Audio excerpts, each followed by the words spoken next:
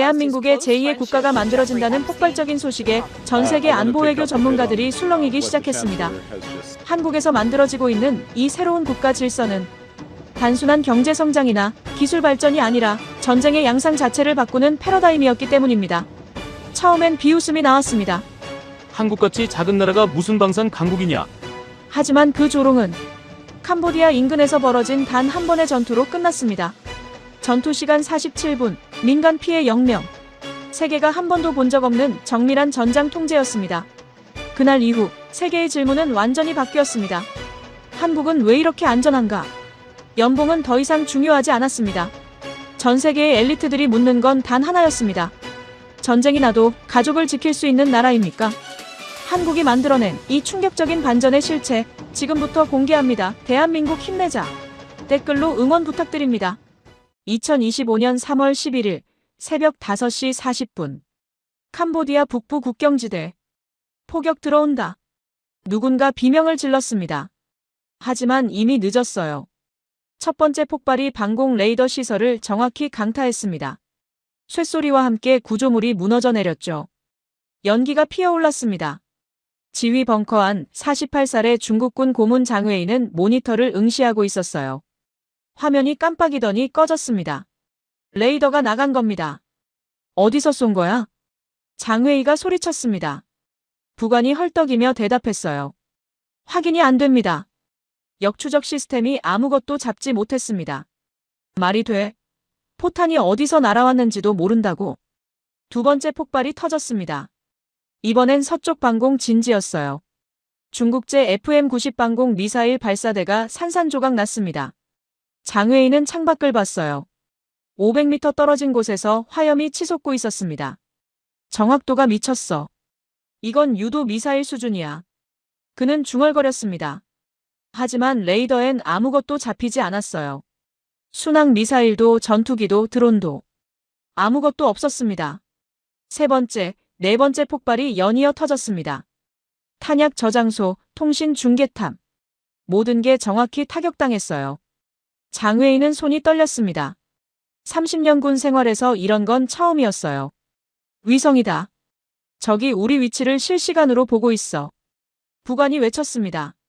장회의는 고개를 끄덕였어요. 맞습니다. 위성밖에 설명이 안 됐죠. 하지만 문제는 그게 아니었습니다. 위성이 보는 건 알아. 근데 어떻게 3분도 안 돼서 포격이 떨어져? 좌표 확인하고 사격 재원 계산하고 명령 내리는 데만 10분은 걸려야 정상이야. 아무도 대답하지 못했습니다. 다섯 번째 폭발이 터졌어요. 이번엔 바로 옆 건물이었습니다. 벙커가 흔들렸습니다. 천장에서 먼지가 떨어졌어요. 장회의는 지도를 펼쳤습니다. 빨간 표시들이 하나씩 그어졌어요. 타격당한 지점들이었습니다. 그는 패턴을 찾으려 했지만 패턴 같은 건 없었어요. 적은 그냥 모든 걸 알고 있었습니다. 어디에 뭐가 있는지, 어떤 게 중요한지. 이건 전쟁이 아니야. 장회의가 중얼거렸습니다. 이건 학살이야. 통신병이 달려왔습니다. 얼굴이 새하얗게 질려 있었어요. 본부와 연결이 끊겼습니다. 모든 중계시설이 파괴됐습니다. 장회의는 시계를 봤습니다. 전투 시작 8분. 겨우 8분 만에 방공망이 무력화되고 통신이 두절되고 지휘체계가 마비됐습니다. 누구야? 도대체 누가 우릴 공격하는 거야? 부관이 떨리는 목소리로 대답했습니다. 정보에 따르면 K9 자주포라고 합니다. K9? 한국제? 장회의는 믿을 수 없었습니다. 한국이요?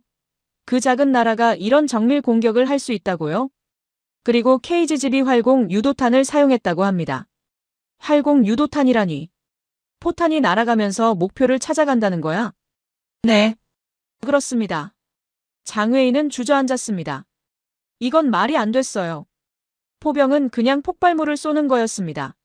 넓은 지역을 타격하는 거죠. 근데 지금 날아오는 건 포탄이 아니었어요. 이건 유도 미사일이었습니다. 방공 미사일 쏴. 뭐라도 막아봐. 장회의가 소리쳤습니다. 하지만 방공 시스템은 이미 파괴됐어요. 남은 건 휴대용 미사일 몇 발뿐이었습니다. 병사들이 밖으로 뛰쳐나가 발사했습니다. 하지만 소용없었어요. 포탄은 너무 빨랐고 너무 정확했습니다. 10번째 폭발이 터졌습니다. 연료 저장고였어요. 거대한 화염이 하늘로 치솟았습니다. 장외인은 창밖을 봤습니다. 해가 떠오르고 있었어요. 새벽 6시였습니다. 전투 시작 20분. 그는 깨달았습니다. 이미 끝났다는 걸요. 철수 명령 내려. 부관이 되물었습니다. 철수요? 아직 병력의 3분의 2는 멀쩡합니다. 멀쩡하긴. 지휘체계도 없고 통신도 안 되고 방공망도 없는데 뭘 하자는 거야? 여기 남아있으면 다 죽어. 장외인은 헬멧을 벗었습니다. 이마에 땀이 흘러내렸어요. 이건 우리가 상대할 수 있는 적이 아니야. 그때 마지막 폭발이 터졌습니다. 지휘 벙커에서 200m 떨어진 곳이었어요. 하지만 벙커는 타격하지 않았습니다. 일부러요. 장외인은 알았습니다. 메시지였어요. 우린 너희가 어디 있는지 알아. 하지만 죽이지 않을 거야. 그냥 나가. 그는 무전기를 들었습니다. 전 부대에 통보한다. 즉시 철수하라. 안녕하세요. 저는 카림 알라시드입니다. 52살이죠. 국제안보방산 리스크평가단에서 수석 분석관으로 일하고 있습니다. 제 일은 간단합니다. 전 세계 어디선가 무력 충돌이 발생하면 그 전투에서 사용된 무기 체계를 분석하고 각국의 방산 기술이 실전에서 어떤 성능을 보였는지 평가하는 겁니다. 이론이 아니라 결과로 말하는 일이죠. 2025년 3월 중순, 제 책상 위로 한 통의 비공개 보고서가 올라왔습니다. 캄보디아 인근에서 발생한 무력 충돌 관련 자료였어요. 표지에는 빨간 도장이 찍혀 있었고 배포 범위는 극히 제한적이었습니다. 저는 커피를 한 모금 마시고 천천히 첫 페이지를 넘겼습니다. 보고서 첫 문장이 눈에 들어왔어요. 전투 지속 시간 47분. 저는 잠시 손을 멈췄습니다. 47분이요? 일반적으로 이런 규모의 충돌은 최소 서너 시간은 이어집니다. 방공망이 제대로 작동하고 지상 포병이 응전하면 하루 이상 걸리는 경우도 많아요. 그런데 47분 만에 끝났다는 겁니다. 저는 다음 페이지로 넘어갔습니다. 민간 피해 항목이 나왔어요. 확인된 민간인 사상자 0명. 이건 더 이상했습니다. 전투가 벌어진 지역은 민간인 거주 구역과 가까웠어요. 보통은 오폭이나 유탄으로 인한 피해가 발생하기 마련인데 이번엔 아무도 다치지 않았다는 겁니다. 저는 미간을 찌푸렸습니다. 뭔가 맞지 않았어요.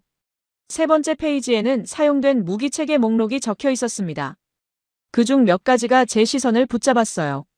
K9 자주포, KGGB 활공 유도탄, 그리고 정체가 명확히 공개되지 않은 K-50 계열 통합 지휘체계. 모두 한국산이었습니다. 저는 펜을 들어 그 부분에 밑줄을 그었습니다. 한국 무기가 실전에서 사용된 건 이번이 처음은 아니었어요. 하지만 이렇게 짧은 시간에, 이렇게 정확하게, 그러면서도 민간 피해 없이 전투를 끝낸 사례는 본 적이 없었습니다. 저는 보고서를 덮고 창밖을 바라봤습니다. 도시의 불빛들이 희미하게 빛나고 있었어요. 뭔가 놓친 게 있다는 느낌이 들었습니다. 단순히 무기 성능이 좋았다는 것만으론 설명이 안 됐어요. 47분, 민간 피해 0명, 한국산 체계. 이 세 가지가 우연의 일치일 리 없었습니다. 저는 다시 보고서를 펼쳤습니다. 그리고 첫 페이지부터 다시 읽기 시작했습니다. 그때 제 머릿속에 하나의 질문이 떠올랐습니다. 도대체 그들은 어떻게 한 거지? 저는 그 질문에 답을 찾아야 했습니다. 그게 제 일이었으니까요. 하지만 그때는 몰랐습니다. 이 보고서가 제 모든 확신을 뒤흔들게 될 거라는 걸. 그리고 한국이라는 나라에 대해 제가 알고 있던 모든 것이 틀렸다는 걸 깨닫게 되리라는 것도요. 저는 노트북을 켜고 캄보디아 충돌에 대한 추가 자료를 찾기 시작했습니다. 저는 보고서를 다시 펼치고 세부 항목들을 하나씩 확인하기 시작했습니다. 전투가 벌어진 위치는 캄보디아 북부 국경지대였어요. 산악 지형이 많고 민간인 마을이 산재한 곳이었습니다. 이런 지형에서 포격전을 벌이면 보통은 피해 범위를 예측하기 어렵죠. 그런데 이번엔 달랐습니다. 저는 페이지를 넘기다가 한 문장에서 멈췄습니다. 표적 타격 정확도 98%. 손가락 끝이 살짝 떨렸어요. 98%라니요. 실전에서 이런 수치가 나온다는 건 거의 불가능에 가깝습니다. 훈련장도 아니고 적의 방공망이 작동하는 상황에서 말이죠. 그 순간 제 옆자리에 앉아있던 동료가 말을 걸어왔습니다. 마크였어요. 그는 미국 출신 분석관으로 저보다 5살 정도 어렸습니다. 카림, 그 보고서 봤어요? 캄보디아 건 말이에요. 지금 보고 있네. 마크는 제 어깨 너머로 화면을 힐끗 보더니 작게 웃었습니다. 솔직히 좀 이상하지 않나요? 47분이라니. 그것도 민간 피해 없이요. 저는 고개를 끄덕였습니다. 이상한 정도가 아니야. 이건 뭔가 다른 차원의 이야기야. 마크는 커피를 한 모금 마시고는 말을 이었습니다. 제 생각엔 그냥 운이 좋았던 거 아닐까요? 아니면 상대 방공망이 형편없었거나. 저는 고개를 저었습니다. 운으로 98% 정확도가 나올 순 없어. 그리고 보고서에 따르면 상대편은 중국제 방공 체계를 갖추고 있었어. 형편없는 수준이 아니었다고. 마크는 잠시 말이 없었습니다. 그러다 조심스럽게 물었어요. 그럼 뭐가 다른 거죠? 저는 보고서 한 페이지를 가리켰습니다. 거기엔 이런 문장이 적혀 있었어요. 작전 지휘 체계의 통합성과 실시간 데이터 공유 능력이 승패를 결정했다. 이거야. 문제는 무기가 아니라 체계였어. 마크는 의아한 표정을 지었습니다. 체계요? 그래. 무기 하나하나가 아무리 성능이 좋아도 그걸 하나로 묶어서 운용할 수 있는 구조가 없으면 소용없어. 근데 한국은 그걸 해낸 것 같아. 마크는 잠시 생각하더니 말했습니다. 그럼 그게 뭔데요? 그 체계라는 게. 저는 대답하지 못했습니다. 보고서에도 명확하게 나와 있지 않았거든요. 다만 K-50 계열이라는 이름만 언급되어 있을 뿐이었습니다. 저는 노트에 그 이름을 적었습니다. 그리고 그 아래 질문 하나를 덧붙였어요. 전쟁을 이기는 건 무기인가 체계인가? 이 질문이 앞으로 제가 마주하게 될 모든 답의 출발점이 될 줄은 그때는 몰랐습니다. 저는 노트를 덮고 다시 화면을 응시했습니다. 캄보디아 충돌 현장의 위성 사진이 떠 있었어요.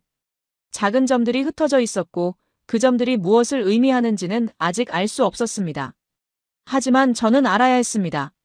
저는 사무실로 돌아와 본격적으로 자료를 모으기 시작했습니다. 캄보디아 충돌에 대한 공개 자료는 거의 없었어요. 언론 보도도 극히 제한적이었고 대부분은 국경 지역. 소규모 충돌 발생, 조기 진압이라는 짧은 문장으로 끝났습니다. 하지만 저는 비공개 경로를 통해 조금씩 정보를 모을 수 있었습니다. 먼저 K9 자주포에 대해 알아봤습니다. 한국이 개발한 205mm 자주포였어요. 사거리는 50km가 넘고 분당 발사 속도도 빠른 편이었습니다. 하지만 제가 주목한 건 그게 아니었어요. K9은 자동화 체계가 뛰어났습니다. 사격 준비 시간이 1분도 안 걸렸고 사격 후 즉시 이동할 수 있었죠. 적이 반격할 틈을 주지 않는 거야. 저는 혼잣말을 했습니다. 전통적인 포병 운용은 고정 진지에서 장시간 사격하는 방식이었어요. 하지만 K9은 달랐습니다. 쏘고 바로 움직이는 거죠. 이걸 슈센스쿠트라고 부릅니다. 적이 역추적할 시간을 주지 않는 겁니다. 다음으로 KGGB를 조사했습니다. 활공 유도탄이었어요. 일반 포탄보다 훨씬 먼 거리를 날아가고 중간에 궤도를 수정할 수도 있었습니다. GPS와 관성 항법 장치가 결합되어 있어서 날씨나 전파 방해에도 영향을 덜 받았죠. 저는 노트에 적었습니다. K9 더하기 KGGB는 단순히 사거리가 긴 포가 아니다. 이건 정밀 타격 체계다. 하지만 여전히 뭔가 부족했습니다. 아무리 무기가 좋아도 어디를 쏠지 정확히 알지 못하면 소용없었어요. 표적 정보가 실시간으로 들어와야 하고 그 정보를 바탕으로 즉시 사격 명령이 내려져야 했습니다. 그 과정이 몇 초 안에 이루어져야만 98% 같은 수치가 나올 수 있었죠. 저는 보고서에서 언급된 K-50 계열 통합 지휘 체계를 다시 찾아봤습니다. 하지만 공개된 자료는 거의 없었어요. 다만 몇몇 방산 전문가들 사이에서 떠도는 이야기가 있었습니다. 한국군은 포병부터 방공, 해군까지 모든 무기를 하나의 네트워크로 연결했다는 거였죠. 저는 의자에 기대 눈을 감았습니다. 만약 그게 사실이라면 이건 단순한 무기 체계가 아니었어요. 전장 전체를 하나의 유기체처럼 움직이게 만드는 구조였습니다. 누군가 표적을 발견하면 그 정보가 즉시 모든 부대에 전달되고 가장 적합한 무기가 자동으로 선택되어 타격하는 거죠. 그때 제 휴대폰이 울렸습니다. 독일에서 온 연락이었어요. 요하네스 클라인이라는 사람이었습니다. 예전에 독일 방산 연구기관에서 일했고 지금은 한국 방산 기업에서 고문으로 일하고 있다는 사람이었죠. 저는 며칠 전에 그에게 연락을 취했었습니다. 카림, 자료 받았나?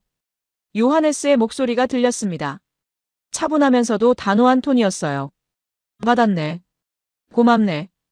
캄보디아 건에 대해 궁금한 게 많을 것 같은데. 저는 잠시 망설였습니다.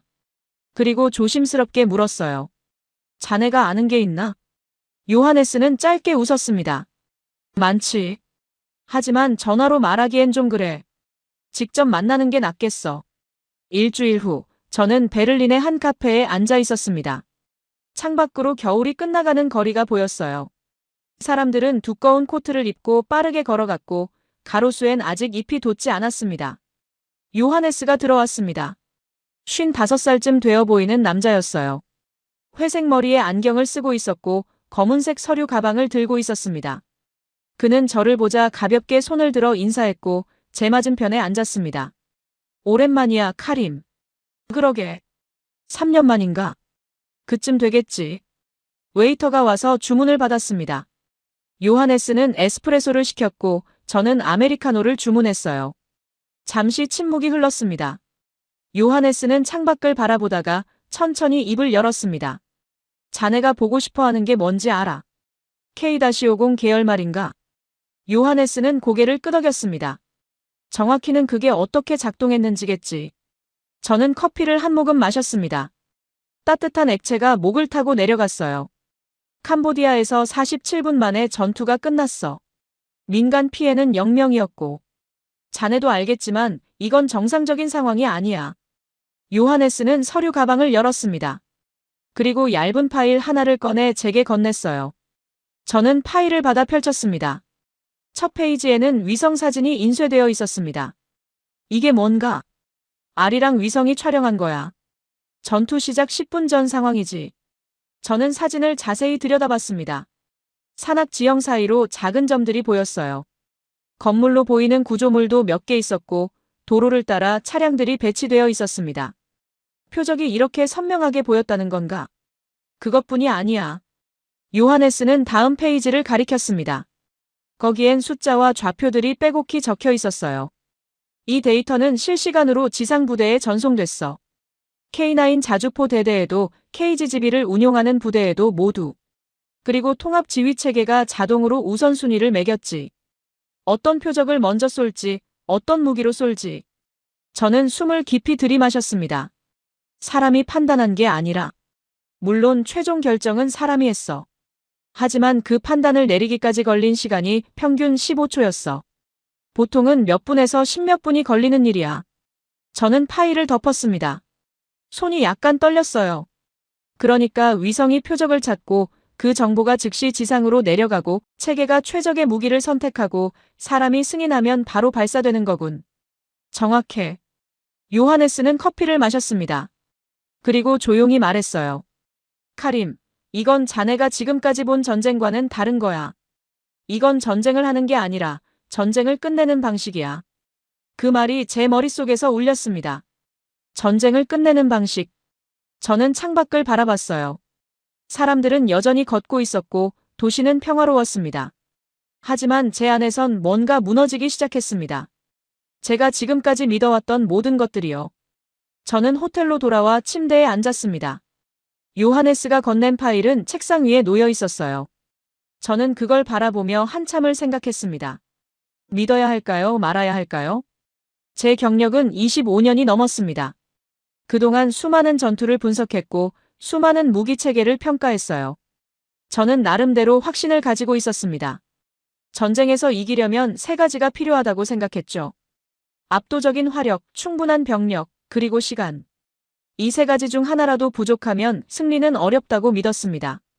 그런데 캄보디아 전투는 달랐어요. 화력은 제한적이었고 병력도 많지 않았으며 시간은 47분밖에 안 걸렸습니다. 그런데도 이겼어요. 그것도 완벽하게. 저는 창문을 열었습니다. 차가운 바람이 방 안으로 들어왔어요. 저는 눈을 감고 요하네스의 말을 떠올렸습니다. 전쟁을 끝내는 방식. 그게 무슨 의미일까요? 휴대폰이 울렸습니다. 마크였어요. 저는 전화를 받았습니다. 카림, 어디야? 사무실에 안 보이던데. 베를린이야. 자료 조사 중이네. 베를린? 갑자기 왜? 저는 잠시 망설였습니다. 그리고 솔직하게 말했어요. 캄보디아 건 때문이야. 뭔가 이상해서. 마크는 한숨을 쉬었습니다. 또 그거야? 카림, 그냥 운이 좋았던 거라니까. 너무 깊이 파고들지 마. 운이라고 보기엔 너무 완벽해, 마크. 그럼 뭔데? 한국이 갑자기 슈퍼무기라도 만든 거야? 저는 대답하지 못했습니다. 슈퍼무기라는 말이 맞는지 확신할 수 없었거든요. 마크가 다시 말했습니다. 있잖아, 카림. 우리 일이 뭔지 알지? 객관적으로 평가하는 거야. 편견 없이. 그런데 지금 자넨 한국에 대해 뭔가 특별한 걸 찾으려고 하는 것 같아. 그게 아니야. 그럼 뭔데? 저는 침묵했습니다. 마크의 말이 틀린 건 아니었어요. 하지만 제가 본 건 분명했습니다. 47분, 98% 정확도, 민간 피해 0명. 이 숫자들은 거짓말을 하지 않았어요. 마크, 만약 전쟁이 더 이상 병력수나 무기수로 결정되지 않는다면 어떻게 될까? 무슨 소리야? 만약 체계가 모든 걸 바꾼다면? 작은 나라도 효율적인 체계만 갖추면 큰 나라를 막아낼 수 있다면? 마크는 한동안 말이 없었습니다. 그러다 조심스럽게 물었어요. 카림, 자네 요즘 스트레스 심하지? 저는 쓴웃음을 지었습니다. 아니야. 괜찮아. 그럼 좀 쉬어. 너무 몰입하지 말고. 전화가 끊어졌습니다. 저는 휴대폰을 내려놓고 다시 파일을 펼쳤습니다. 위성사진, 좌표, 숫자들. 모든 게 명확했어요. 하지만 제 머릿속은 혼란스러웠습니다. 만약 제가 틀렸다면요? 만약 이게 정말 우연이라면? 저는 쓸데없이 시간을 낭비하고 있는 걸까요? 하지만 동시에 다른 생각도 들었습니다. 만약 제가 맞다면? 만약 한국이 정말로 전쟁의 방식을 바꿨다면? 그렇다면 저는 역사적인 순간을 목격하고 있는 겁니다. 저는 노트북을 켜고 한국 방산에 대한 자료를 더 찾기 시작했습니다. 밤은 깊어가고 있었지만 저는 잠들 수 없었습니다. 사흘 후 저는 결정을 내렸습니다. 직접 확인해야 한다고요. 더 이상 보고서와 전화통화로는 부족했습니다. 저는 항공권을 예매했어요. 목적지는 서울이었습니다. 상사에게 보고했을 때 그는 의아한 표정을 지었습니다. 서울? 왜 거기를? 한국 방산 체계를 직접 조사하고 싶습니다. 캄보디아 전투 분석을 위해서요. 상사는 잠시 생각하더니 고개를 끄덕였습니다. 좋아. 하지만 2주일 안에 돌아와. 다음 달에 중요한 회의가 있거든. 알겠습니다. 저는 사무실을 나왔습니다. 복도를 걸으며 생각했어요. 2주일이면 충분할까요? 아니면 더 길어질까요? 저는 알 수 없었습니다. 하지만 가야만 했어요. 이틀 후, 저는 인천공항에 도착했습니다. 3월 말의 서울은 생각보다 따뜻했어요. 공항을 나서자 봄바람이 얼굴을 스쳤습니다. 저는 택시를 타고 호텔로 향했습니다. 차창 밖으로 도시가 지나갔어요. 높은 건물들, 넓은 도로, 빠르게 움직이는 사람들. 서울은 제가 예상했던 것보다 훨씬 크고 복잡한 도시였습니다. 호텔에 짐을 풀고 저는 요하네스에게 연락했습니다. 그는 서울에 있었어요. 왔구만. 빨리 결정했네. 더 늦출 수가 없었어. 직접 봐야겠더군. 좋아. 내일 오전 10시에 만나지. 장소는 문자로 보낼게. 다음 날 아침, 저는 약속 장소로 향했습니다. 강남의 한 사무실 건물이었어요. 20층짜리 건물의 15층에 요하네스가 일하는 회사가 있었습니다. 엘리베이터에서 내리자 깔끔한 복도가 펼쳐졌습니다. 유리문 너머로 사무실이 보였어요. 저는 문을 열고 들어갔습니다. 요하네스가 저를 맞았습니다. 그는 캐주얼한 셔츠를 입고 있었어요. 어서 와. 여긴 내 사무실이야. 그는 저를 작은 회의실로 안내했습니다. 테이블 위엔 이미 자료들이 펼쳐져 있었어요.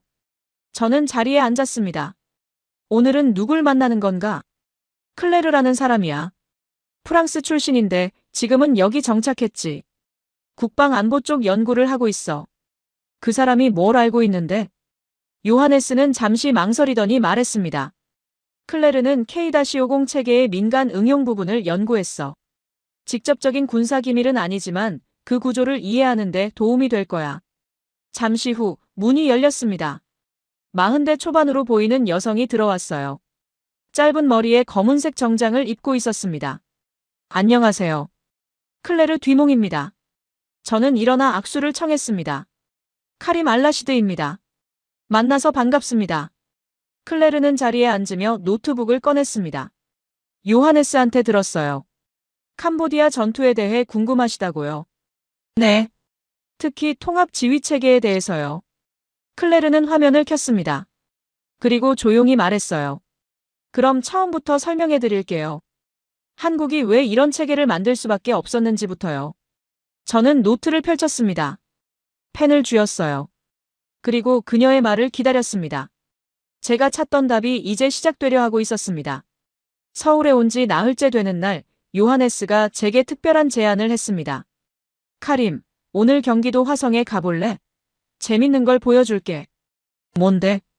직접 봐야 믿을 거야. 저는 호기심이 생겼어요. 우리는 차를 타고 남쪽으로 1시간 반을 달렸습니다. 도착한 곳은 넓은 평야 지대였어요. 멀리 군부대로 보이는 시설이 있었습니다. 여긴 종합시험장이야. 한국 방산 기업들이 신무기를 테스트하는 곳이지. 요하네스가 설명했습니다. 우리는 보안 검색을 거쳐 관측소로 들어갔어요. 유리창 너머로 넓은 사격장이 보였습니다. 5km는 되어 보였어요. 오늘은 특별한 시연이 있어. 미국 록히드 마틴 측 관계자들도 와 있지. 저는 눈썹을 치켜 올렸습니다. 록히드 마틴이요? 세계 최대 방산 기업이었습니다. 관측소엔 이미 10여 명이 앉아 있었어요. 양복을 입은 서양인들이 대부분이었습니다. 한쪽에선 한국 측 관계자들이 노트북으로 뭔가 준비하고 있었어요. 잠시 후 비교 시연을 시작하겠습니다. 한 한국인 엔지니어가 마이크를 잡고 말했습니다. 왼쪽에 K9A2 자주포, 오른쪽에 M277 자주포를 배치했습니다. M277은 미군이 사용하는 최신형이죠. 저는 창밖을 봤습니다. 양쪽에 포가 한 대씩 서 있었어요. 거리가 멀어서 작게 보였지만 그래도 위압적이었습니다. 목표는 3km 전방의 표적입니다. 각각 6발을 발사하고 정확도와 속도를 비교하겠습니다. 카운트다운이 시작됐습니다. 3, 2, 1. 동시에 양쪽 포가 움직이기 시작했어요. M277이 먼저 발사했습니다. 굉음이 울렸어요. 포탄이 날아가 표적 근처에 떨어졌습니다. 연기가 피어올랐죠. 나쁘지 않았습니다. 그런데 K9은 달랐어요. 첫 발을 쏘고 3초 만에 두 번째를 발사했습니다. M277이 두 번째 장전을 준비하는 동안 K9은 이미 세 번째를 쏘고 있었어요. 저건 뭐야? 옆에 앉은 미국인이 중얼거렸습니다. 6발을 모두 쏘는데 K9은 20초가 걸렸습니다. M277은 45초였어요. 2배 이상 차이가 났습니다. 정확도 확인하겠습니다. 화면에 결과가 떴습니다. K9, 6발 중 6발 명중. M277, 6발 중 4발 명중. 미국 측 사람들이 술렁이기 시작했습니다. 한 명이 벌떡 일어났어요. 이건 조작이야. 이런 정확도는 불가능해. 한국 측 엔지니어가 침착하게 대답했습니다. 원하신다면 다시 해드릴 수 있습니다. 몇 번이든요. 그럼 해봐. 이번엔 5km 거리에서. 거리가 늘어났습니다. 이번엔 KGB 활공 유도탄을 사용한다고 했어요. K9이 다시 발사 준비를 했습니다. 첫 발이 날아갔어요. 포탄이 하늘로 치솟더니 최고점에서 날개가 펼쳐졌습니다. 그리고 목표를 향해 활강했어요. 정확히 표적 중심에 떨어졌습니다.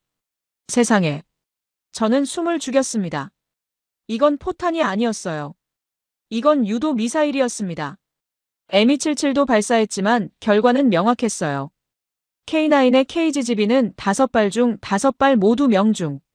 M277의 일반 포탄은 5발 중 2발만 목표 근처에 떨어졌습니다. 미국 측 사람들은 말이 없었습니다. 한 명이 노트북을 열어 뭔가 계산하기 시작했어요. 다른 사람은 휴대폰으로 누군가에게 전화를 걸었습니다. 아직 끝나지 않았습니다. 한국 엔지니어가 말했습니다. 이제 이동 속도를 보여드리겠습니다. K9이 사격 위치에서 벗어나기 시작했습니다. 마지막 포탄을 쏘고 정확히 25초 만에 300m를 이동했어요. Mi-77은 아직 제자리에서 포신을 정리하고 있었습니다. 슈센스쿠트 전술입니다. 쏘고 즉시 이탈하는 거죠. 적이 역추적할 시간을 주지 않습니다. 저는 요하네스를 봤습니다. 그는 제 표정을 읽고 있었어요. 이제 알겠어? 캄보디아에서 뭐가 일어났는지. 저는 고개를 끄덕였습니다. 이건 단순한 성능 차이가 아니었어요. 이건 세대 차이였습니다. K9은 21세기 무기였고 Mi-77은 20세기 무기였어요. 시연이 끝나고 미국 측 사람들이 한국 엔지니어들에게 다가갔습니다. 질문이 쏟아졌어요. 자동장전 시스템, 사격 통제 컴퓨터, 이동 속도, 모든 걸 물었습니다. 저는 밖으로 나왔습니다. 바람이 불었어요. 멀리서 K9이 다시 원래 자리로 돌아가고 있었습니다. 카림, 괜찮아? 요하네스가 따라 나왔습니다. 아니, 괜찮지 않아. 저는 솔직하게 말했습니다.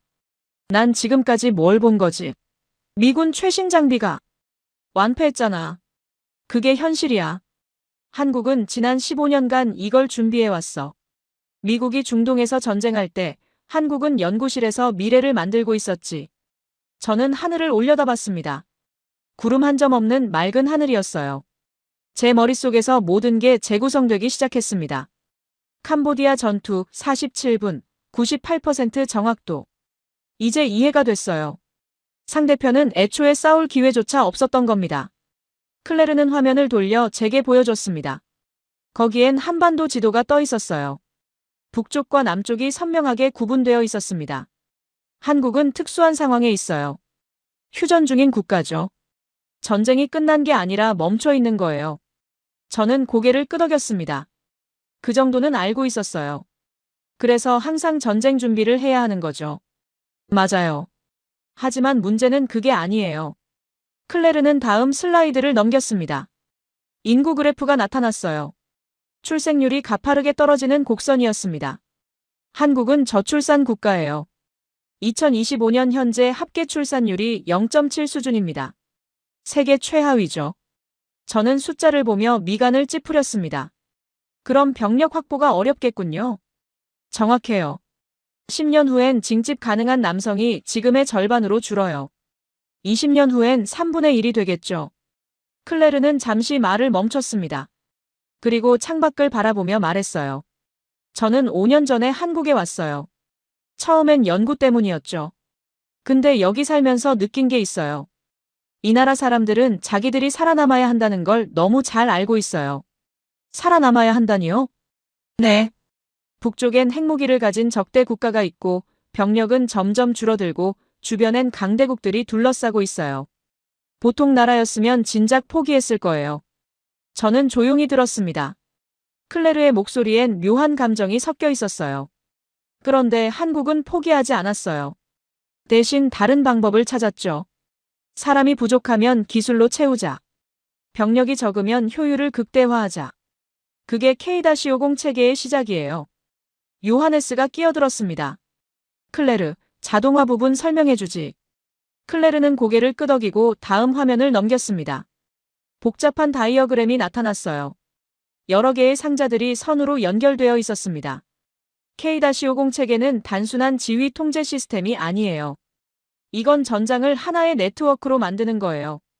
위성이 표적을 찾으면 그 정보가 즉시 모든 부대에 전달돼요. 그리고 인공지능이 최적의 무기를 선택하고 사격 경로를 계산하고 예상 피해까지 미리 보여줘요. 인공지능이요? 네. 물론 최종 결정은 사람이 해요.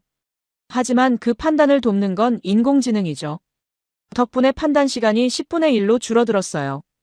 저는 노트에 적기 시작했습니다. 클레르는 계속 말했어요. 그리고 가장 중요한 건 이 체계가 민간 피해를 최소화하도록 설계되어 있다는 거예요. 표적 주변에 민간인이 있으면 경고가 뜨고 다른 방법을 제안해요. 그게 캄보디아에서 민간 피해가 0명이었던 이유죠. 저는 펜을 멈췄습니다. 전쟁 억제 구조군요. 클레르는 미소 지었습니다. 정확해요. 한국은 전쟁을 이기려고 이 체계를 만든 게 아니에요. 전쟁을 막으려고 만든 거예요. 적이 공격하면 즉시 정밀하게 대응할 수 있다는 걸 보여주는 거죠. 그럼 적은 공격을 망설이게 돼요. 저는 의자에 기댔습니다. 머릿속이 복잡했어요. 제가 알던 전쟁 이론과는 완전히 달랐습니다. 그럼 이 체계는 실제로 작동하나요? 이론이 아니라. 요하네스가 대답했습니다. 캄보디아가 증명했지. 47분, 98%. 숫자는 거짓말하지 않아. 저는 창밖을 바라봤습니다. 서울의 하늘은 맑았어요. 호텔방으로 돌아온 저는 노트북을 켜고 클레르가 보내준 자료들을 정리하기 시작했습니다. 밤 10시가 넘은 시각이었어요. 창밖으로 서울의 야경이 반짝이고 있었습니다. 저출산, 병력 감소, 그럼에도 구축된 통합방어 체계. 클레르의 말이 계속 머릿속을 맴돌았어요. 한국은 전쟁을 막는 나라다. 그때였습니다. 휴대폰이 갑자기 울렸어요. 날카로운 경보음이었습니다. 심장이 철렁했어요. 화면을 보니 긴급 재난 문자였습니다. 긴급 서해상 미상 물체 탐지. 군 당국 확인 중. 추가 안내시까지 대기 바랍니다. 저는 자리에서 벌떡 일어났습니다. 손이 떨렸어요. 미상 물체라니요. 북한에서 뭔가 날아온 건가요? 미사일인가요? 창밖을 봤습니다. 거리의 사람들은 여전히 걷고 있었어요. 편의점 불빛도 그대로였고 차들도 평소처럼 달리고 있었습니다. 아무도 당황하는 것 같지 않았어요. 저는 가방을 꺼냈습니다. 여권을 챙기고 노트북을 집어넣기 시작했어요. 대사관 번호를 찾으려고 휴대폰을 뒤적였습니다. 심장이 빠르게 뛰었어요. 진정해, 카림. 진정하라고. 스스로에게 말했지만 손은 멈추지 않았습니다. 저는 전쟁 지역을 수없이 분석했지만 실제로 그 안에 있어 본 적은 없었거든요. 텔레비전을 켰습니다. 뉴스 채널로 돌렸어요. 아나운서가 침착한 목소리로 말하고 있었습니다. 서해상에서 탐지된 미상 물체에 대해 군 당국이 확인 작업을 진행 중입니다. 현재까지 특이 동향은 없으며. 특이 동향은 없다고요? 미상 물체가 탐지됐는데요. 저는 시계를 봤습니다. 문자를 받은 지 2분이 지났어요. 클레르에게 전화를 걸까 망설였습니다. 밤 10시가 넘었는데 괜찮을까요? 그때 다시 휴대폰이 울렸습니다. 이번엔 일반 문자였어요. 클레르였습니다. 카림, 놀라셨죠? 괜찮아요. 곧 해제될 거예요. 저는 황급히 답장을 보냈습니다. 지금 뭐가 일어나고 있는 건가요? 대피해야 하나요? 답장이 바로 왔어요. 아니요. 그냥 확인 절차예요. 3분 안에 끝날 겁니다. 3분이요? 전쟁이 날 수도 있는 상황을 3분 안에 확인한다고요? 저는 텔레비전 화면을 응시했습니다. 화면 하단에 시간이 표시되고 있었어요. 오후 10시 12분. 정확히 1분 후 화면에 자막이 떴습니다. 국방부 서해상 물체 민간 선박으로 최종 확인. 위협 없음. 그리고 다시 휴대폰에 문자가 왔습니다. 안내 서해상 탐지 물체 민간 선박으로 확인. 평소와 같이 생활하시기 바랍니다. 저는 시계를 다시 봤습니다. 첫 문자를 받은 지 정확히 3분이었어요. 3분 만에 미상 물체를 식별하고 위험 여부를 판단하고 전 국민에게 안내한 겁니다. 텔레비전에서 군 관계자 인터뷰가 나왔습니다. 아리랑 위성이 즉시 해당 좌표를 확인했고 해군 함정이 접근하여 육안으로도 확인했습니다. 민간 어선으로 판명됐으며 통신 장비 고장으로 위치 신호를 제대로 보내지 못한 것으로 파악됩니다. 저는 주저앉았습니다. 다리에 힘이 풀렸어요. 3분이요. 위성이 확인하고 해군이 출동하고 육안 확인까지 하는데 3분이 걸렸다는 겁니다. 저는 가방도 제대로 못 샀는데요. 휴대폰이 울렸습니다. 클레르였어요. 여보세요? 제 목소리가 떨리고 있었습니다. 카림, 괜찮으세요? 처음이라 놀라셨죠? 클레르, 이게 정상인가요? 3분 만에 전부 확인했다는 게. 클레르는 차분하게 대답했습니다. 네. 이게 제가 말씀드린 체계예요. 위성이 실시간으로 보고 데이터가 즉시 전파되고 모든 부대가 동시에 대응하죠. 오발령이든 실제 위협이든 3분이면 판단할 수 있어요. 하지만 만약 진짜였다면요? 만약 북한 미사일이었다면? 그럼 3분 안에 요격 준비가 완료됐을 거예요. 패트리어트, 천궁, 사드. 모든 방공 시스템이 이미 대기 상태였을 겁니다. 저는 창밖을 다시 봤습니다. 거리는 여전히 평온했어요. 사람들은 웃으며 걷고 있었고 카페엔 불이 환하게 켜져 있었습니다. 아무 일도 없었다는 듯이요. 클레르, 한국 사람들은 왜 아무도 안 놀라는 거죠? 클레르는 잠시 침묵했습니다. 그러다 조용히 말했어요. 익숙해서요. 이런 일이 1년에 몇 번씩 있거든요. 북한이 뭔가 쏘거나 무인기를 날리거나 아니면 오늘처럼 오발령이거나. 근데 매번 체계가 작동해요. 그래서 사람들은 믿는 거예요. 우리가 안전하다고.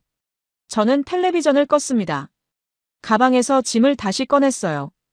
여권을 지갑에 넣고 노트북을 책상에 놓았습니다. 클레르, 내일 시간 있나요? 왜요? 더 보고 싶어요. 이 체계를요.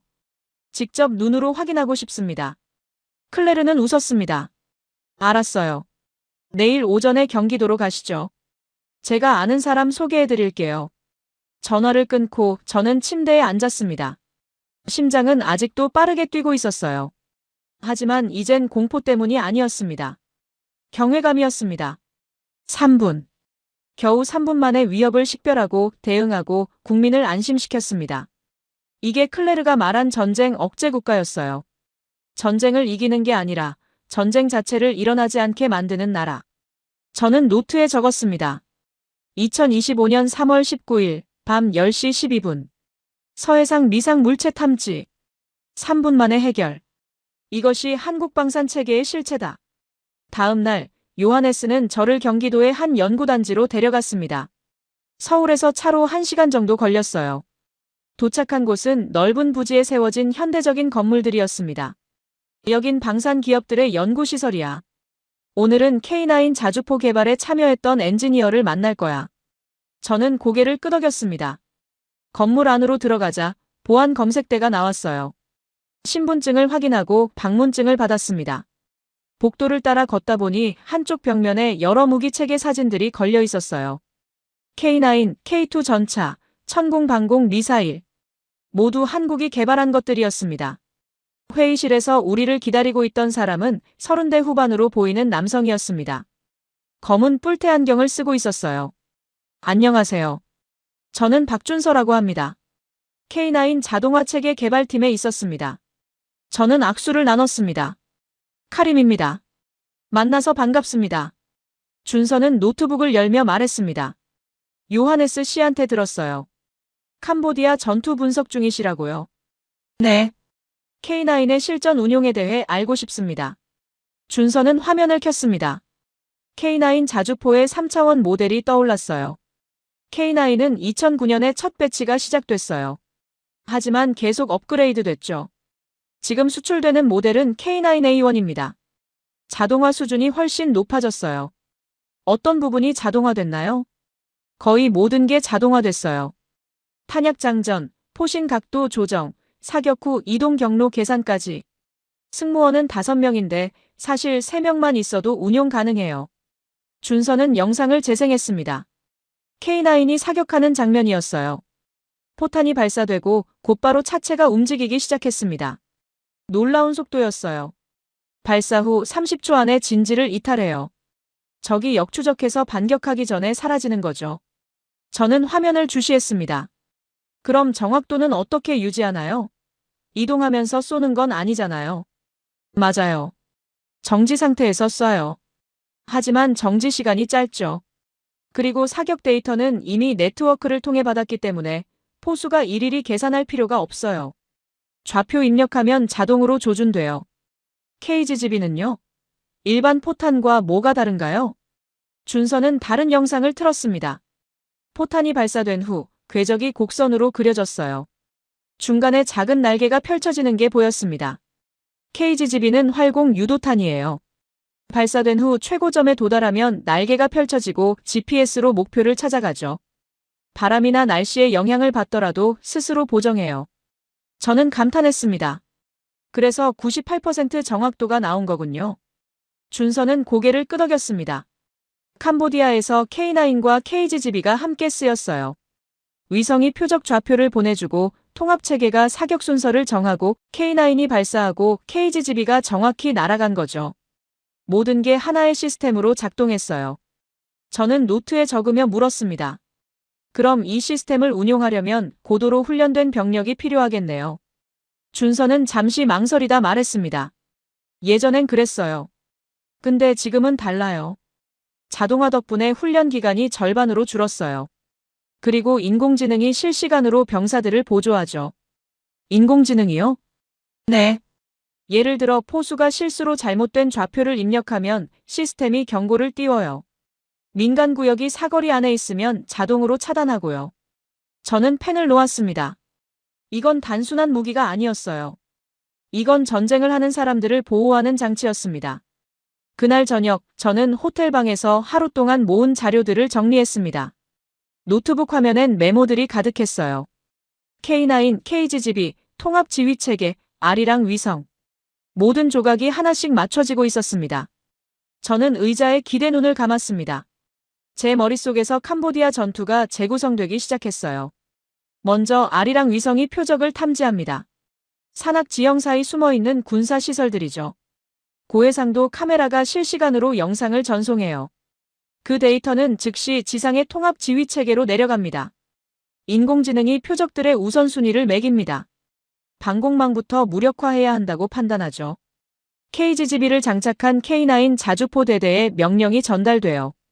좌표, 사격각도, 예상 탄착 시간, 모든 게 화면에 표시됩니다.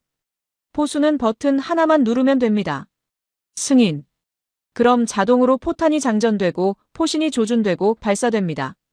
KGB는 하늘로 올라가 날개를 펼치고 GPS 신호를 따라 목표물로 향해요. 오차는 몇 미터 이내입니다.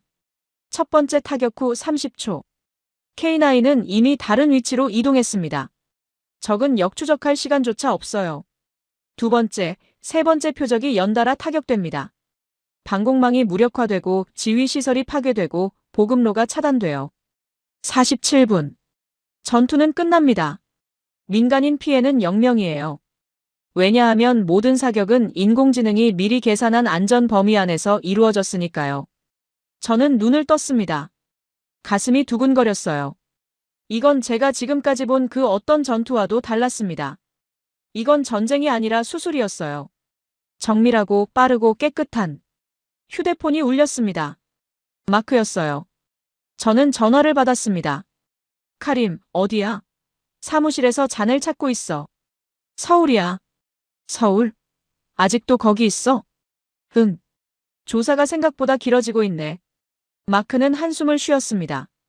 카림, 솔직히 말할게. 사람들이 자네 걱정해. 너무 깊이 빠진 거 아니냐고. 저는 창밖을 바라봤습니다. 서울의 야경이 펼쳐져 있었어요. 수백만 개의 불빛들이 반짝이고 있었습니다. 마크, 난 뭔가 중요한 걸 발견한 것 같아. 뭔데? 한국은 전쟁의 규칙을 바꿨어. 병력수나 무기수가 중요한 게 아니야. 체계가 전부야. 효율적인 네트워크, 자동화, 인공지능. 이 세 가지만 있으면 작은 나라도 살아남을 수 있어. 마크는 잠시 침묵했습니다. 그러다 조용히 말했어요. 카림, 그게 사실이라면 큰일인데. 왜? 생각해봐. 만약 한국이 정말 그걸 해냈다면 다른 나라들도 따라할 거야. 전 세계 방산 시장이 바뀌는 거지. 기존 강대국들의 우위가 흔들리는 거고. 저는 고개를 끄덕였습니다. 마크의 말이 맞았어요. 그래서 더 확실히 해야 해. 이게 일회성 운이 아니라는 걸 증명해야 한다고. 어떻게? 저는 잠시 생각했습니다. 그리고 대답했어요. 한국 사람들을 더 만나봐야 해. 이 체계를 실제로 운용하는 사람들, 그리고 이 체계 때문에 한국에 온 사람들. 무슨 소리야? 마크, 만약 한국이 정말 전쟁을 억제하는 나라라면 사람들이 그걸 느낄 거야. 안전하다고. 그래서 한국으로 오려고 할 거라고. 전화가 끊어졌습니다. 저는 노트북을 닫고 침대에 누웠습니다. 하지만 잠이 오지 않았어요. 제 머릿속엔 한 가지 생각만 맴돌았습니다. 이건 시작일 뿐이야. 이틀 후, 저는 제 이메일을 확인하다가 멈칫했습니다. 상사로부터 온 메일이었어요. 제목은 간단했습니다. 즉시 귀환 요망. 메일을 열었습니다. 내용은 짧았지만 단호했어요. 카림, 서울 조사는 충분히 진행된 것으로 판단됩니다. 이번 주 안으로 복귀하십시오. 다음 달 회의 준비가 시급합니다. 저는 화면을 바라보며 한숨을 쉬었습니다. 아직 끝나지 않았는데요. 아직 확인해야 할 게 남아 있었어요. 요하네스에게 전화했습니다. 상사가 복귀하래. 예상했어. 자넨 이미 일주일 넘게 여기 있잖아. 하지만 아직 부족해. 난 실제로 이 체계를 경험한 사람들을 만나야 해. 군인이든 민간인이든. 요하네스는 잠시 침묵했습니다. 그러다 조심스럽게 말했어요. 카림, 자네 지금 위험한 길로 가고 있는 거 알아? 무슨 뜻이야? 자넨 객관적인 분석관이야. 근데 지금 자네 태도는 객관적이지 않아. 자넨 한국이 옳다는 걸 증명하려고 하고 있어. 저는 반박하려다 멈췄습니다. 요하네스의 말에 일리가 있었거든요. 난 그냥 진실을 찾고 있을 뿐이야. 진실? 아니면 자네가 믿고 싶은 이야기. 전화가 끊어졌습니다. 저는 휴대폰을 내려놓고 창밖을 바라봤어요. 서울의 하늘은 흐렸습니다. 그날 오후 클레르로부터 연락이 왔습니다. 만나자고 했어요.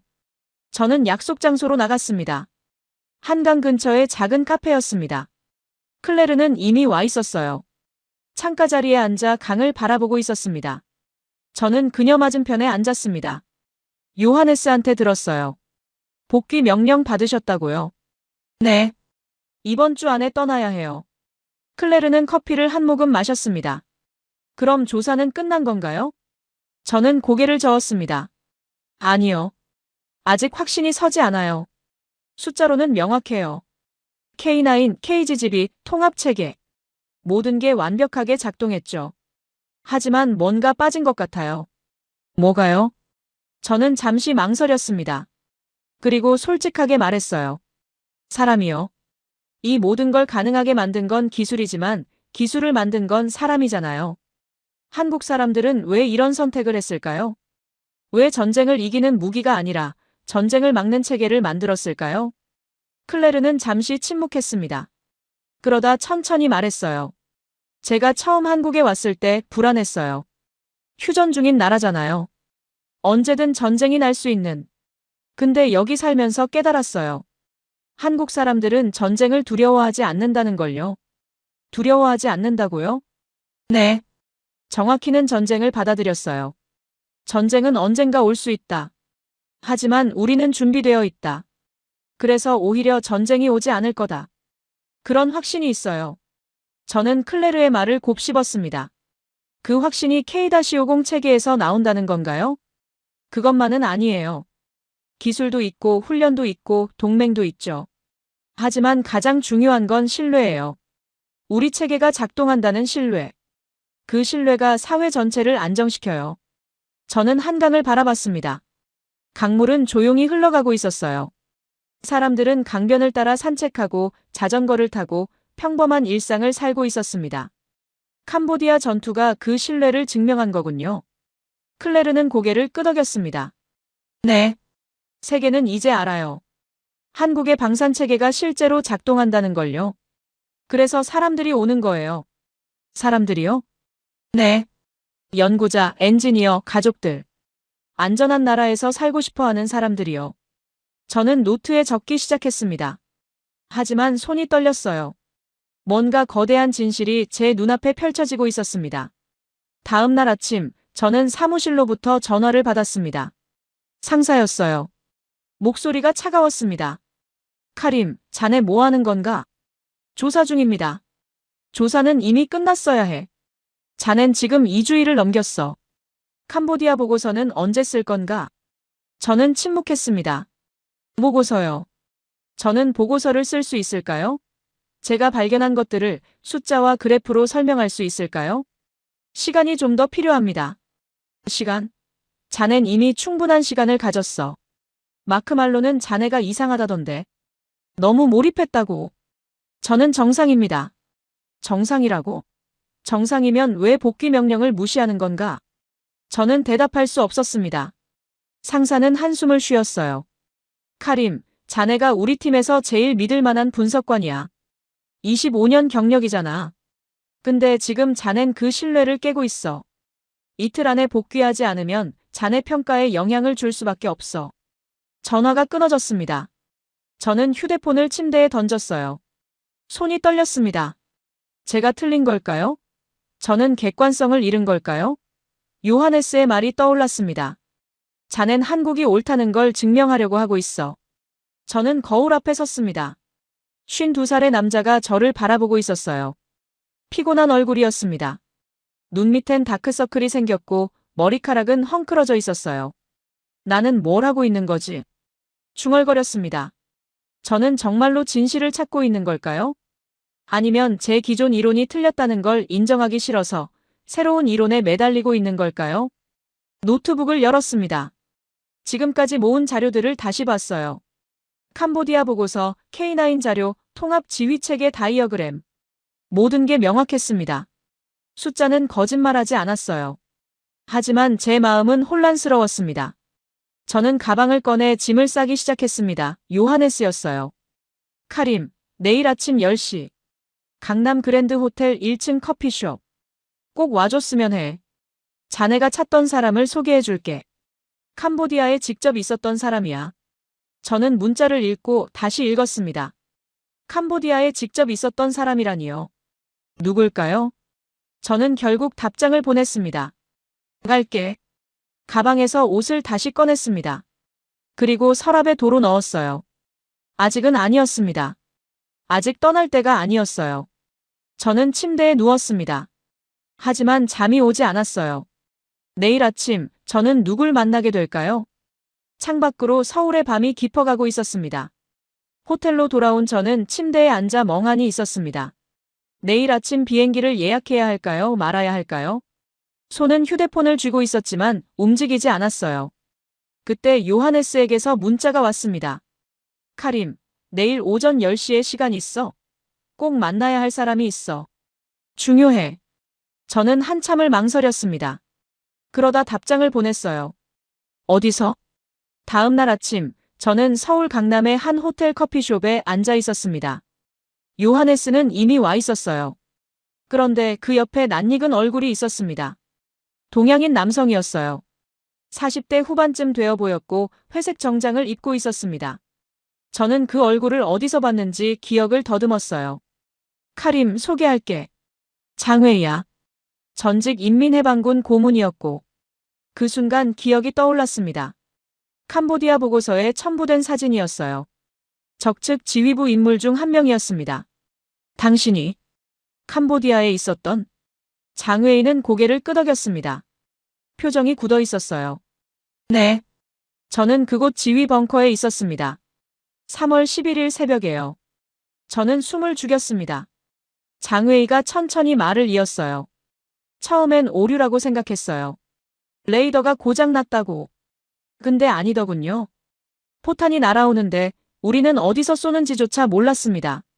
그는 커피를 한 모금 마셨습니다. 손이 약간 떨리고 있었어요. 3분 만에 방공 레이더가 날아갔어요. 5분 만에 모든 방공 진지가 파괴됐고요. 8분 만에 통신이 두절됐습니다. 제가 30년 군 생활에서 경험한 그 어떤 전투와도 달랐어요. 저는 노트를 꺼냈습니다. 장회의가 계속 말했어요. 우리는 중국제 최신 방공 시스템을 갖추고 있었어요. FM-90, HQ-17. 10억 달러 넘게 들여서 구축한 망이었죠. 근데 20분 만에 무력화됐어요. 어떻게 그럴 수가 있죠? 제가 물었습니다. 장회의는 저를 똑바로 바라봤어요. 그게 제가 여기 온 이유예요. 카림 씨, 당신은 보고서를 봤을 거예요. 47분, 98% 정확도, 민간 피해 0명. 맞죠? 네. 그런데 그게 전부가 아니에요. 장회의는 휴대폰을 꺼내 사진 하나를 보여줬습니다. 위성 사진이었어요. 캄보디아 전투 지역으로 보였습니다. 이건 전투 30분 전 사진이에요. 보이시죠? 우리 병력 배치, 무기 위치, 지휘부 위치. 모든 게 표시되어 있어요. 저는 화면을 확대했습니다. 정말로 모든 게 표시되어 있었어요. 심지어 위장막 아래 숨겨둔 장비까지요. 아리랑 위성이에요. 한국 정찰 위성이죠. 우리는 그게 우리를 보고 있다는 걸 몰랐어요. 아니, 알았어도 막을 방법이 없었을 겁니다. 장회의는 다른 사진을 보여줬습니다. 이번엔 그래프였어요. 이건 포탄 낙하 시간 분석이에요. 첫 포격부터 마지막까지 평균 반응 시간이 15초였어요. 위성이 목표를 찾고 데이터를 전송하고 사격 재원을 계산하고 발사하는데 15초요. 그건 불가능해요. 사람이 판단할 시간도 없잖아요. 그래서 인공지능인 거죠. K-50 체계는 사람이 최종 버튼만 누르면 되게 만들어졌어요. 모든 계산은 이미 끝나 있으니까요. 저는 노트에 적기 시작했습니다. 장회의가 말을 이었어요. 더 충격적인 건 민간 피해가 정말로 0명이었다는 거예요. 우리 진지 근처에 마을이 있었거든요. 200m밖에 안 떨어진. 보통 포격전이었으면 그 마을은 초토화됐을 겁니다. 어떻게 그게 가능하죠? KGB예요. 활공 유도탄. 발사된 후에도 경로를 수정할 수 있어요. 민간 구역을 피해서 정확히 목표만 타격하죠. 장회의는 커피잔을 내려놓았습니다. 카림 씨, 저는 그날 이후 잠을 못 잤어요. 악몽을 꿨죠. 근데 악몽 속 내용이 뭔지 아세요? 저는 고개를 저었습니다. 제가 베이징을 지키고 있는데 한국군이 공격하는 꿈이었어요. 똑같았어요. 위성이 우릴 보고 포탄이 날아오고 우리는 아무것도 못하고 47분 만에 베이징이 무방비 상태가 되는 거예요. 그는 떨리는 목소리로 말했습니다. 그래서 저는 알았어요. 이건 캄보디아만의 이야기가 아니라는 걸요. 한국은 이 체계로 어떤 적이든 막을 수 있어요. 중국이든 러시아든 누구든요. 저는 펜을 놓았습니다. 손이 떨렸어요. 그럼 왜 여기 오신 겁니까? 왜 저한테 이 얘기를 하는 거죠? 장회의는 잠시 침묵했습니다. 그러다 조용히 말했어요. 제 딸이 서울대학교에 유학 와 있어요. 작년에 보냈죠. 처음엔 반대했어요. 휴전 중인 나라잖아요. 위험하다고 생각했죠. 그런데요? 캄보디아 이후에 생각이 바뀌었어요. 한국이 제일 안전한 나라라는 걸 깨달았죠. 전쟁이 일어나지 않을 나라. 왜냐하면 누구도 감히 공격 못하니까요. 저는 숨을 깊이 들이마셨습니다. 그래서 당신도 이주하실 건가요? 장회의는 고개를 끄덕였습니다. 내년 초에 가족 전부 데려올 겁니다. 베이징 집도 정리하고요. 한국에서 살 거예요. 그는 일어나 저에게 명함을 건넸습니다. 카림 씨, 당신은 보고서를 쓰는 사람이죠. 부탁이 있어요. 진실을 써주세요. 한국이 뭘 만들었는지요. 장회의는 떠났습니다. 저와 요하네스만 남았어요. 요하네스가 조용히 말했습니다. 카림, 이제 알겠어? 이건 이론이 아니야. 실제야. 저는 창밖을 바라봤습니다. 서울거리엔 사람들이 평화롭게 걸어다니고 있었어요. 그리고 저는 알았습니다. 제가 뭘 써야 하는지요. 약속 장소는 이태원의 조용한 레스토랑이었습니다. 저는 문을 열고 들어갔어요. 내부는 아늑했고 은은한 조명이 공간을 채우고 있었습니다. 클레르가 손을 들어 저를 불렀습니다. 그녀 옆에는 한 남자가 앉아 있었어요. 40대 중반쯤 되어 보였고 깔끔한 정장을 입고 있었습니다. 카림, 이쪽은 이진우 씨예요. 합참에서 작전 기획을 담당하셨던 분이에요. 저는 악수를 청했습니다. 카림 알라시드입니다. 진우는 미소 지으며 악수를 나눴습니다. 반갑습니다. 클레르 씨한테 많이 들었어요. 우리는 자리에 앉았습니다. 웨이터가 와서 주문을 받았어요. 저는 파스타를 시켰고 진우는 스테이크를 주문했습니다. 식사가 나오기 전 진우가 먼저 말을 꺼냈습니다. 캄보디아 전투에 대해 궁금하시다고 들었어요. 네. 특히 작전 운용 방식에 대해서요. 진우는 물을 한 모금 마셨습니다. 제가 직접 캄보디아 작전에 참여한 건 아니에요. 하지만 그 체계를 설계한 팀에 속해 있었죠. K-50 체계 말씀이신가요? 정확해요. K-50은 단순한 지휘 통제 시스템이 아니에요. 이건 전쟁 철학이에요. 저는 노트를 꺼냈습니다. 진우는 계속 말했어요. 우리가 이 체계를 만들 때 가장 중요하게 생각한 건 뭔지 아세요? 효율성인가요? 진우는 고개를 저었습니다. 아니요. 책임이었어요. 저는 펜을 멈췄습니다. 책임이요? 네. 전쟁은 사람을 죽이는 일이에요. 그걸 절대 잊어선 안 돼요. 아무리 정밀한 무기라도 누군가의 삶을 끝낼 수 있어요. 그래서 우리는 모든 공격이 정당한지 꼭 필요한지 판단하는 구조를 만들었어요. 진우는 휴대폰을 꺼내 화면을 보여줬습니다. 복잡한 플로차트가 떠 있었어요. K-50 체계는 표적을 타격하기 전에 3단계 검증을 거쳐요.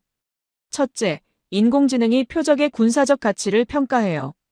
둘째, 민간 피해 가능성을 계산해요. 셋째, 사람이 최종 승인을 내려요. 이 3단계 중 하나라도 통과 못하면 공격은 취소돼요. 저는 화면을 주시했습니다. 그럼 전투 효율이 떨어지지 않나요? 진우는 미소 지었습니다. 처음엔 그렇게 생각했어요. 근데 아니더라고요. 오히려 효율이 올라갔어요. 왜냐하면 불필요한 공격이 없어졌거든요. 모든 타격이 의미가 있었고, 그래서 낭비가 없었어요. 식사가 나왔습니다. 우리는 잠시 말을 멈추고 음식을 먹었어요. 저는 파스타를 한 입 빼어 물었지만 제대로 맛을 느낄 수 없었습니다. 머릿속이 복잡했거든요. 진우가 다시 말을 이었습니다. 캄보디아에서 47분 만에 전투가 끝난 건 우연이 아니에요. 그건 설계된 결과예요. 우리는 전쟁을 길게 끄는 게 아니라 최대한 빨리 끝내는 걸 목표로 했어요. 그래야 민간 피해가 줄어들거든요. 하지만 적도 반격할 시간이 없었잖아요. 맞아요. 그게 포인트예요. 적에게 반격할 기회를 주지 않으면 전투는 빨리 끝나요. 그럼 양측 모두 피해가 적어져요. 저는 포크를 내려놓았습니다. 그런데요, 진우 씨. 만약 이 체계가 실패한다면 어떻게 되나요? 만약 인공지능이 잘못 판단한다면요? 진우는 잠시 침묵했습니다. 그의 표정이 굳어졌어요. 그래서 우리는 매일 훈련해요. 시뮬레이션을 돌리고 오류를 찾고 수정해요. 완벽한 체계는 없어요. 하지만 최선의 체계를 만들려고 노력하죠. 그는 제 눈을 똑바로 바라봤습니다. 카림 씨, 당신은 이 체계가 믿을 만한지 궁금하신 거죠? 저는 고개를 끄덕였습니다. 네. 그럼 제가 답해드릴게요. 이 체계는 완벽하지 않아요. 하지만 대안보다는 나아요. 사람만 판단하는 것보다, 무기만 믿는 것보다 훨씬 낫죠. 저는 숨을 깊이 들이마셨습니다. 그리고 물었어요. 그런데 왜 한국은 이런 선택을 한 건가요? 진우는 잠시 창밖을 바라봤습니다. 우리는 선택의 여지가 없었어요. 병력은 줄어들고 위협은 커지고 살아남으려면 다른 방법을 찾아야 했어요. 식사가 끝나고 우리는 레스토랑 밖으로 나왔습니다. 밤 공기가 상쾌했어요. 진우는 담배를 한 대 꺼내 물었습니다. 카림 씨, 복귀 명령 받으셨다고 들었어요. 저는 고개를 끄덕였습니다. 네. 이틀 안에 떠나야 해요. 그럼 보고서는 어떻게 쓰실 건가요? 저는 대답하지 못했습니다. 보고서요. 저는 뭘 써야 할까요? 캄보디아 전투는 한국의 우수한 무기 체계 덕분에 승리했다. 아니면 이건 전쟁 패러다임의 전환이다. 진우가 담배 연기를 내뿜으며 말했습니다. 제 생각을 말씀드릴게요. 카림 씨는 지금 두려워하시는 거예요. 두려워요? 네. 자신이 지금까지 믿어온 게 틀렸다는 걸 인정하기가 무서운 거죠. 저는 할 말이 없었습니다.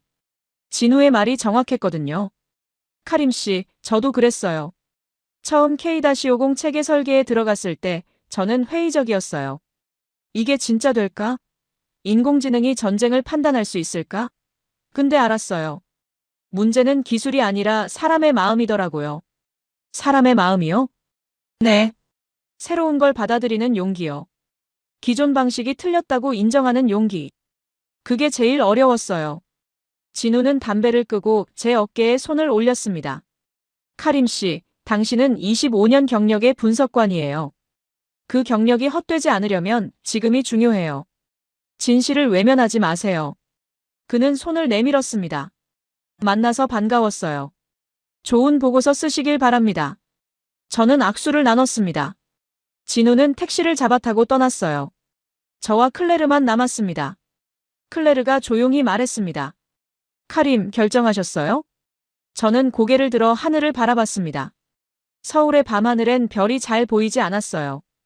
도시의 불빛이 너무 밝았거든요. 클레르, 당신은 왜 한국에 정착했나요? 처음엔 연구 때문이었어요. 근데 살다 보니 이유가 생기더라고요. 무슨 이유요? 안전이요. 진짜 안전. 군대가 강해서가 아니라 체계가 작동해서 느껴지는 안전. 그게 여기 있었어요. 저는 클레르를 바라봤습니다. 당신 가족도 여기 있나요? 네. 작년에 프랑스에서 부모님을 모셔왔어요. 처음엔 반대하셨죠. 한국이 휴전 중인 나라잖아요. 근데 지금은 만족하세요. 왜냐면 여긴 전쟁이 일어나지 않을 거라는 확신이 있거든요. 저는 깊게 숨을 들이마셨습니다. 클레르, 제가 보고서에 이걸 쓰면요. 한국이 전쟁의 방식을 바꿨다고 쓰면 많은 사람이 저를 비웃을 거예요. 알아요. 그래도 써야 할까요? 클레르는 미소 지었습니다. 카림, 그건 제가 답할 수 없어요. 당신이 결정하셔야죠. 저는 고개를 끄덕였습니다. 맞아요. 이건 제가 결정할 문제였습니다. 호텔까지 걸어갈게요. 혼자 괜찮으세요? 네. 생각 좀 해야 해서요. 클레르는 택시를 잡아타고 떠났습니다. 저는 홀로 거리를 걸었어요. 이태원의 밤거리는 활기찼습니다. 사람들은 웃고 떠들고 삶을 즐기고 있었어요. 저는 걸으며 생각했습니다.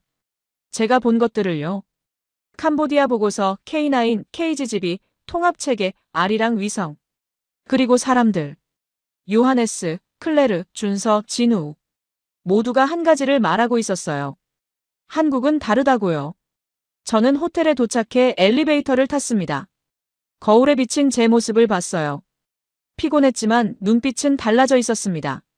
방문을 열고 들어갔습니다. 노트북을 켰어요. 그리고 빈 문서를 열었습니다. 커서가 깜빡였습니다. 저는 키보드에 손을 올렸습니다. 그리고 제목을 쓰기 시작했습니다.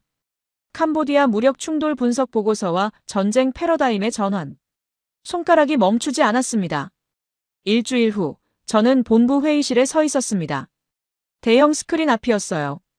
앞에는 20여 명의 동료 분석관들과 상사들이 앉아 있었습니다. 모두 제 발표를 기다리고 있었어요. 저는 리모컨을 들고 첫 슬라이드를 띄웠습니다. 캄보디아 무력 충돌 분석과 전쟁 패러다임의 전환이라는 제목이 화면에 떴어요. 여러분, 오늘 제가 발표할 내용은 단순한 전투 분석이 아닙니다. 이건 우리가 전쟁을 이해하는 방식 자체에 대한 재검토입니다. 몇몇 사람들이 눈썹을 치켜 올렸습니다. 저는 다음 슬라이드로 넘어갔어요.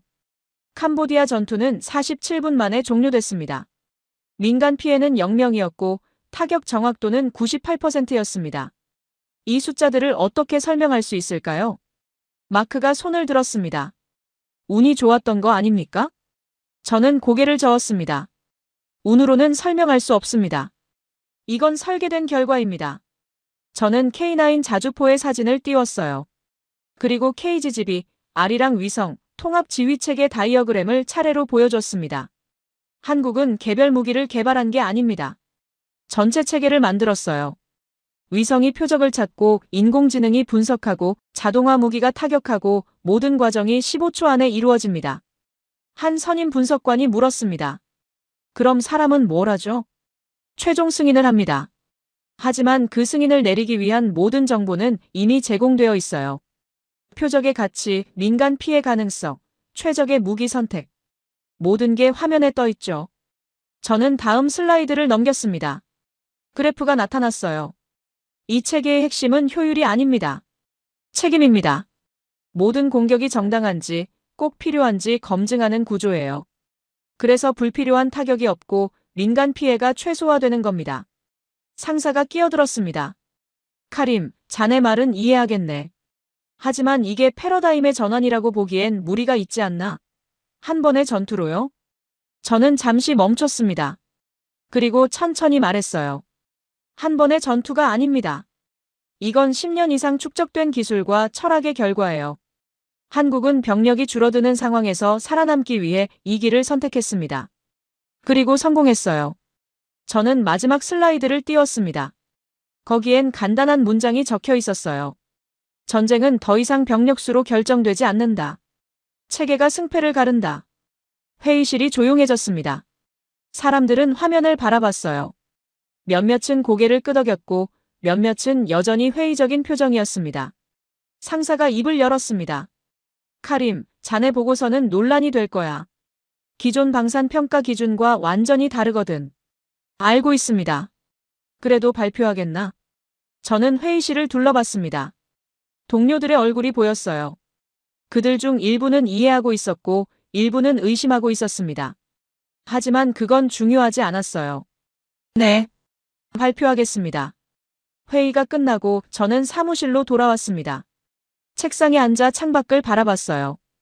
해가 지고 있었습니다. 휴대폰이 울렸습니다. 클레르였어요. 카림, 발표 잘하셨어요? 응. 했어. 반응은 어땠어요? 저는 잠시 생각했습니다. 반반이야. 절반은 이해했고 절반은 회의적이었어. 클레르는 웃었습니다. 그럼 성공이네요. 처음부터 모두를 설득할 순 없잖아요. 맞아. 카림, 당신은 용기 있는 분이에요. 진실을 말하는 건 쉽지 않거든요. 전화가 끊어졌습니다. 저는 휴대폰을 내려놓고 노트를 펼쳤어요. 서울에서 적었던 메모들이 가득했습니다. 그리고 마지막 페이지에 적힌 문장을 읽었습니다. 한국은 전쟁을 이기는 나라가 아니다. 전쟁을 막는 나라다. 저는 펜을 들어 그 아래 한 줄을 더 적었습니다. 그리고 그것이 진짜 승리다. 6개월이 흘렀습니다. 저는 다시 인천공항에 서 있었어요. 이번엔 떠나는 게 아니라 머무르기 위해서였습니다. 캐리어를 끌며 입국장을 나섰습니다. 가을의 서울은 선선했어요. 저는 깊게 숨을 들이마셨습니다. 제 보고서는 발표 후 큰 논란을 일으켰습니다. 일부는 지지했고 일부는 비판했어요. 하지만 중요한 건 대화가 시작됐다는 거였습니다. 전쟁을 바라보는 새로운 관점에 대해서요. 그리고 저는 결정을 내렸습니다. 한국에서 연구를 계속하겠다고요. 상사는 처음엔 반대했지만 결국 승인했습니다. 조건이 하나 있었어요. 6개월마다 보고서를 제출하라는 거였죠. 택시를 타고 새 집으로 향했습니다. 마포구의 작은 아파트였어요. 25평짜리였지만 저 혼자 살기엔 충분했습니다. 짐을 풀고 저는 베란다로 나갔습니다. 한강이 보였어요.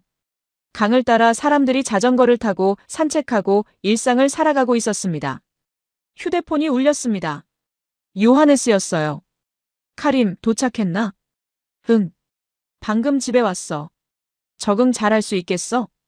저는 웃었습니다. 글쎄. 해봐야 알겠지. 내일 저녁에 만나자. 클레르랑 진우도 부를게. 환영회 겸 저녁 먹자고. 좋아. 고맙네. 전화를 끊고 저는 다시 한강을 바라봤습니다. 해가 지고 있었어요.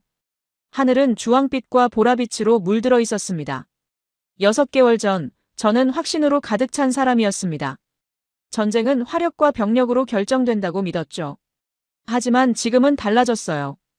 전쟁은 체계로 결정되고 그 체계는 사람의 철학에서 나온다는 걸 알게 됐습니다. 한국은 살아남기 위해 새로운 길을 선택했습니다. 전쟁을 이기는 게 아니라 전쟁을 막는 길을요.